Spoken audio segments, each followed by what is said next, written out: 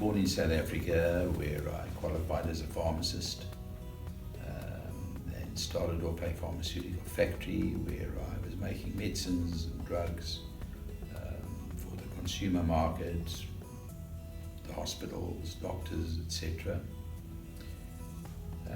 Built up quite a nice business from scratch there. I then also started off a food business, again from scratch. I seem to be one for punishment, always starting from the beginning. And that became also a successful business where we put food in tubes, particularly the paste like garlic and chili and various pastes. And in 1983, I exhibited at the big Anuga food fair in Düsseldorf. And I won a world award for convenience, packaging, and the innovation behind it. Today, if you look at the markets today, on the supermarket shelves, you'll see a lot of things are now in tubes, including celery and basil, thyme, and other mixtures. I started that in about 1980. When I arrived in Australia, again, I was looking for something that I could be involved in to create again. It seems to be that's my life. And I've always been interested in the environment, always have, loved the environment. And I realized that energy and the environment are very closely connected. That in fact, the two are very closely related, because in order to reduce the carbon, you need to provide energy, clean energy. And that's how my brain started thinking, and I decided how I'm going to put that together, because it doesn't seem like an easy job. And slowly in my mind I started putting together that if I could use glass as the medium, that would be the way to go, because A, the glass is a well-established product, B, it's used everywhere, and of course the volumes are increasing by the day. And I thought that would be the best way to demonstrate and actually make a real environmentally free product that also produces green energy. I started that research around about 2011 at Edith Cowan University, and we initially put in about $200,000 and developed a little 2 centimeter by 2 centimeter little square, just to see if there was some actual potential in what I'm trying to achieve. Naturally, everybody thought I was crazy because they've never heard of such a thing before. Because my ultimate aim was to keep the heat out coming through the window and the UV, but let the visible light through, and to convert the UV and the infrared, which I regard as waste products, into useful energy. And that was something that people, I don't think, could actually comprehend, understand, and I think it just went over most people's heads. Nevertheless, I went to the university here at Edith Cowan, gave them my vision and some idea of formulations, and we agreed we'll just do a 1 year to try and see if they can achieve anything. Naturally, they probably didn't think this was possible. We got a little sample 2 by 2. I said, well, let's go bigger, let's try more. And so it progressed slowly until eventually today, from a little 2 by 2, which is really about that size, we today have 3 square meter products. Okay, so the overview of the product, it's first of all triple glazed, which makes it highly insulating. We have nano and microparticles in a plastic film in the middle of the glass. So you can't see it, you can't touch it. We have on the edges of the glass solar strips, because you need them to convert the infrared into electricity. So the light passes through the glass. The infrared and UV is rejected, it doesn't come into the room. So already it's cooler inside the room, so you use less power for cooling, heating and lighting. The UV that's rejected, the particles in the middle of the glass, the plastic layer, converts the UV to the infrared range, so that's like 750 upwards.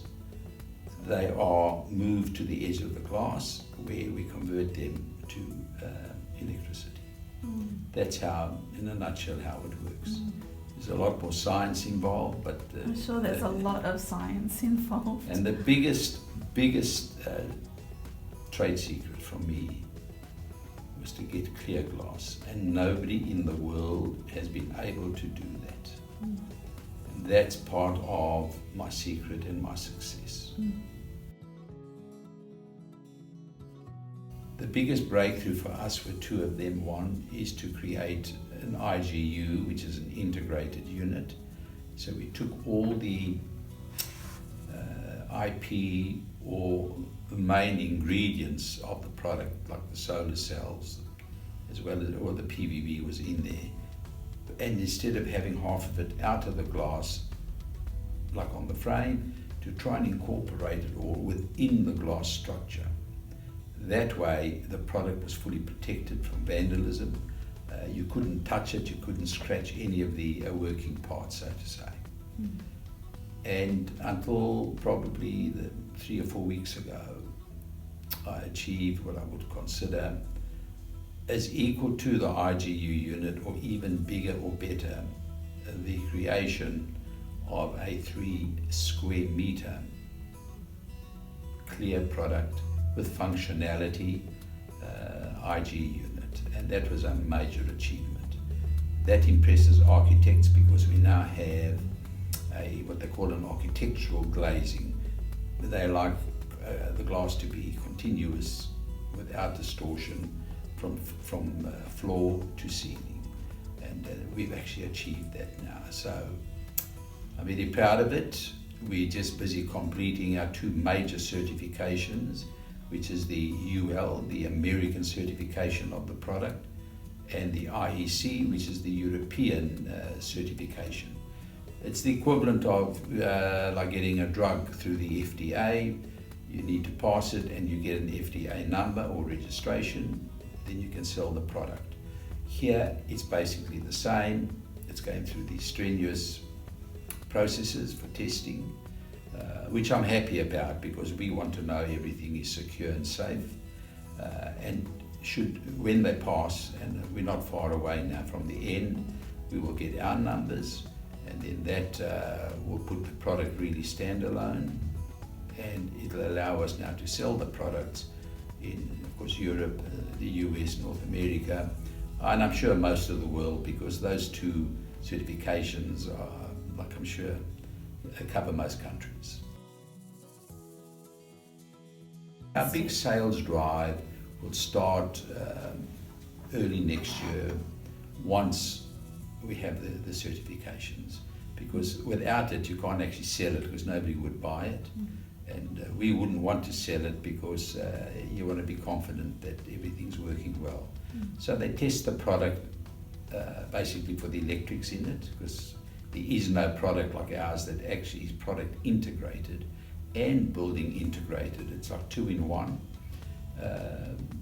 And they're testing particularly for fire, safety, no breakdown, all the various tests, and really it's a multitude of tests. And I'm looking forward to some good results, hopefully within the next 4 weeks. You know, I now have gone a step further, where I want to demonstrate that I can use the power that we create within the window to power all the sensors, or building integrated sensors. That's never been done before. I'm now working with Arab, a major construction consulting firm globally. I think they are quite intrigued by my concept, but they've agreed to work with me. I need them for the design and all that, because I can't do the design work. So we're looking now at developing a range of super multifunctional windows that can do all the IoT functions that one is looking for. within a building, like temperature control, light control, water CO2 control, emission. the CO2, etc. And that is going to be another big breakthrough. And again, we are the first to do such innovation.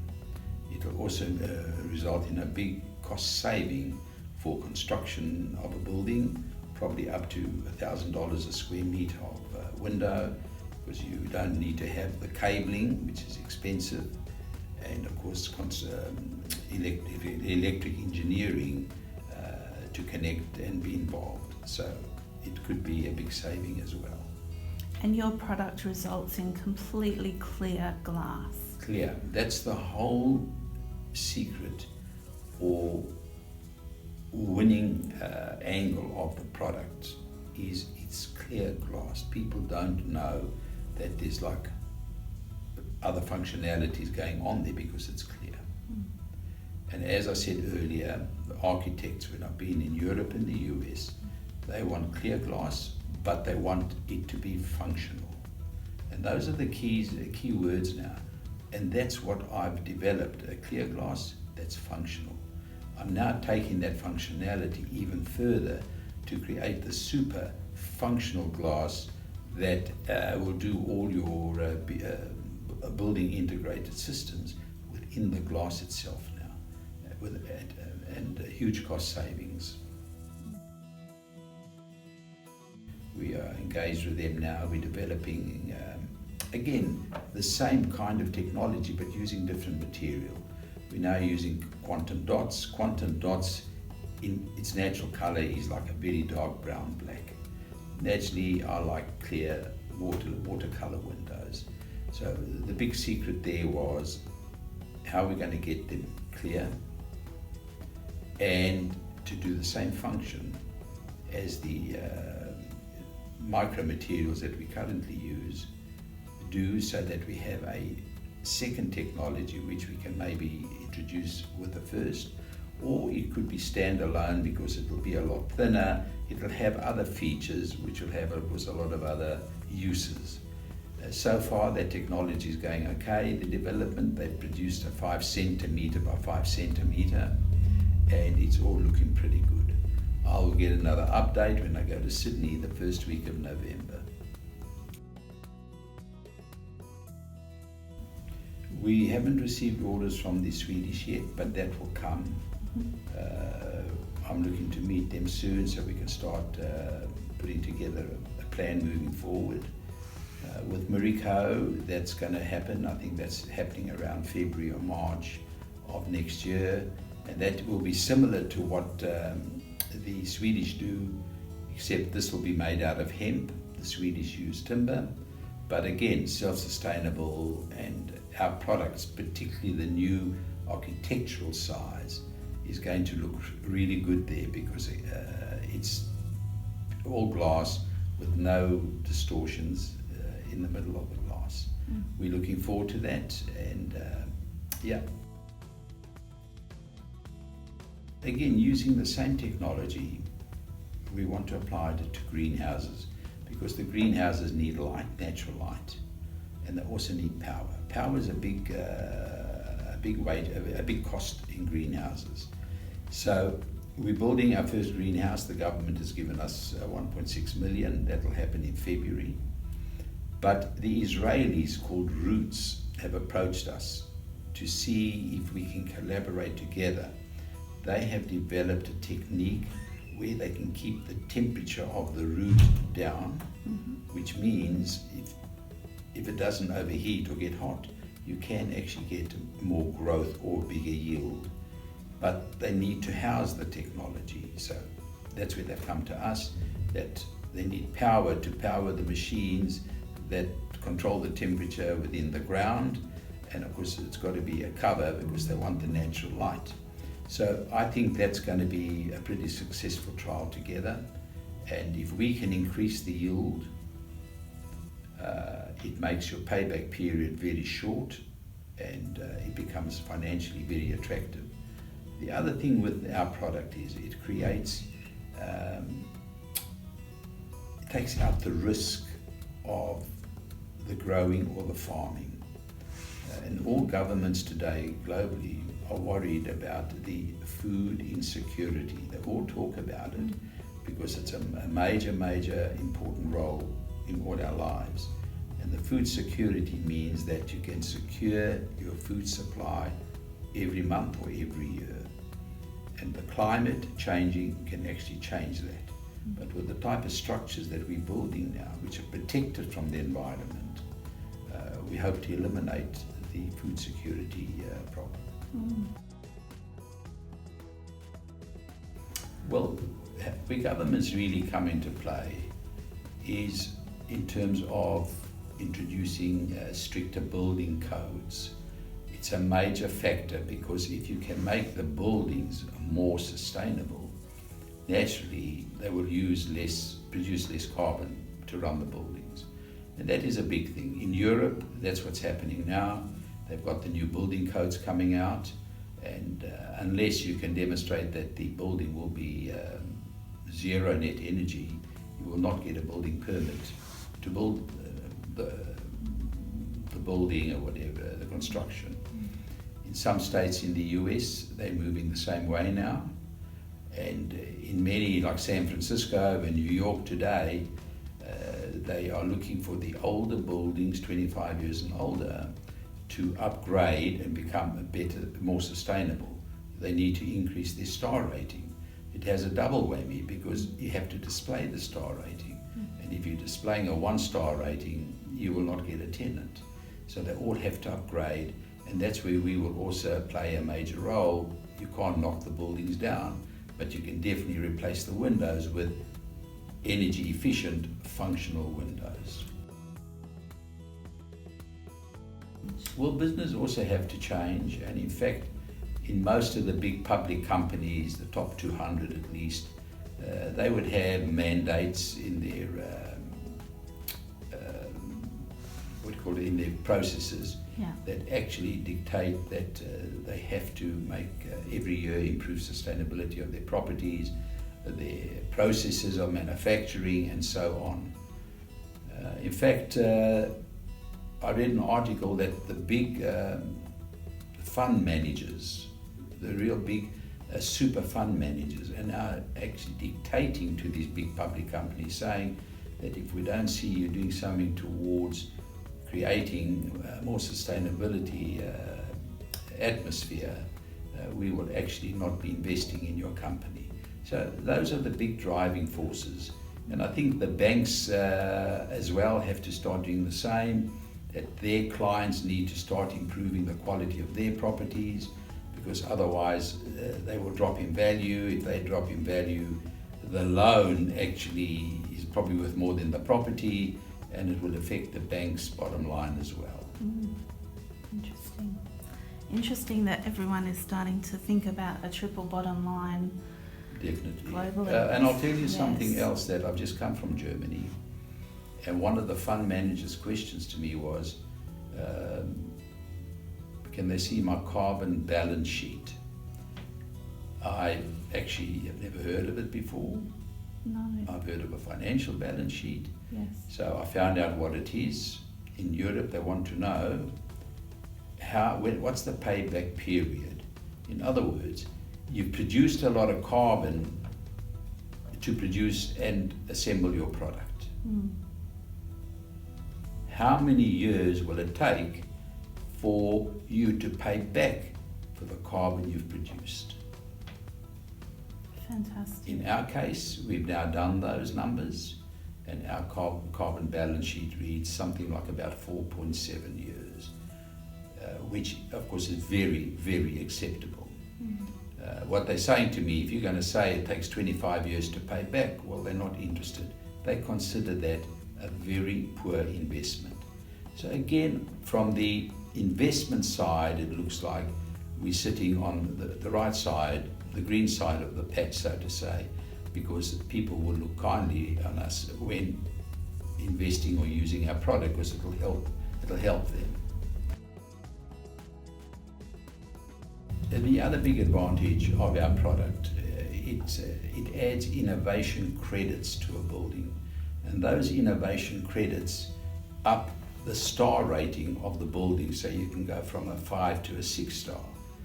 What that in effect does, it increases the value of the property, which means of course you can charge more rent and whatever else. So everybody's now striving to get the best star rating, and we are part of adding value to all the buildings and increasing their valuation through their better star rating. Fantastic. And do you think that government, especially Australian government, is supportive enough of some of these new technologies? Me personally, I haven't seen anything. I haven't seen any real benefit. For example, in the US, the government give people using PV, photovoltaic technologies, up to 30% tax rebate. Wow. That rebate starts from the manufacture of the product, say a solar cell or our product, including the delivery of the product to the facade which has to be built, the worker, the workmen, whatever, that have to put it together. That factor, you get a rebate of about 30%. So it's important. I don't know of anything like that in this country, no. That's unfortunate. Sustainability is very important. Again, sustainability is connected to the environment, it's connected again to carbon production, and it's connected to energy, green energy. Green energy will make the whole system more sustainable, and it will create a better environment and a healthier environment for all of us. The greatest challenge was actually putting it together and making it work. And that was really a challenge. The other challenges of integrating everything or making bigger sizes has been a big challenge on its own. But to have an idea and to actually make a product from that idea is really something fantastic for me, and it's a major achievement. It's very nice to see the birth from the embryo to a human or to an adult. And yeah, it's been a big challenge, but it was worth it, and you need to have faith, and you need to have confidence in yourself, and you need to have what's called staying power, because it's very easy just to walk away, but you've got to have staying power and believe that you're in the right area, and you've got to have belief. I am very proud to have developed this product and be a contributor to making the environment and the world a better place and a healthier place.